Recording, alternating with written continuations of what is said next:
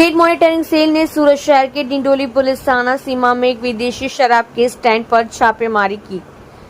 सूरत शहर के डिंडोली में आए हुए भेस्तान रेलवे ओवरब्रिज के नीचे प्लॉट नंबर 43 डिंडोली और महालक्ष्मी नगर सोसाइटी के सामने मुख्य आरोपी अंकित पाटिल के विदेशी और देशी दारू अड्डे पर राज्य मॉनिटरिंग सेल द्वारा छापामारी की गई।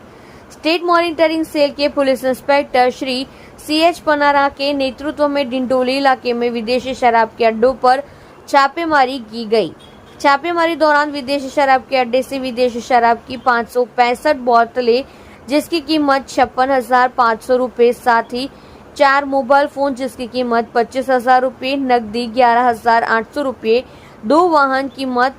50,000 रुपए और अन्य सामान बैटरी, इन्वर्टर, फोकस लाइट कीमत 9,000 रुपए कीमत के माल मत्ता के साथ 1,92,300 रुपए का पूर्ण मुद्दा माल स्टेट मॉनिटरिंग सेल के रेड में जब्त किया गया।